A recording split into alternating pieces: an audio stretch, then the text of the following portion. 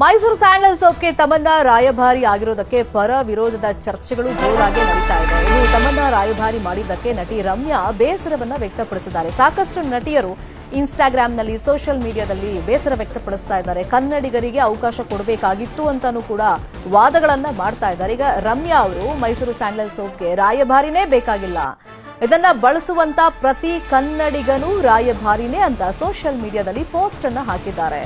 ಸುಮ್ಮನೆ ದುಡ್ಡು ವೇಸ್ಟ್ ಮಾಡಬೇಡಿ ಅಂತ ಹೇಳಿ ಸರ್ಕಾರಕ್ಕೆ ರಮ್ಯಾ ಸಲಹೆಯನ್ನ ಕೊಟ್ಟಿದ್ದಾರೆ. ಮೈಸೂರು ಸ್ಯಾಂಡಲ್ ಸೋಪ್ ಕನ್ನಡಿಗರ ಸೋಪ್ ಆಗಿದೆ, ಹೀಗಾಗಿ ಪ್ರತಿಯೊಬ್ಬರು ಈ ಸೋಪ್ನ ರಾಯಭಾರಿಗಳೇ ಆಗಿದ್ದಾರೆ ಅಂತ ಹೇಳಿ ರಮ್ಯಾ ಪೋಸ್ಟ್ ಅನ್ನ ಶೇರ್ ಮಾಡಿದ್ದಾರೆ.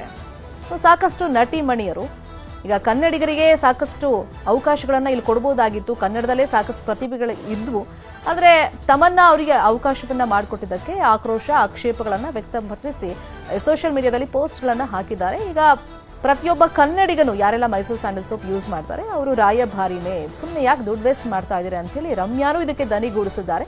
ಅವರು ಸೋಷಿಯಲ್ ಮೀಡಿಯಾದಲ್ಲಿ ಈ ಬಗ್ಗೆ ಪೋಸ್ಟ್ ಅನ್ನ ಹಾಕಿದ್ದಾರೆ.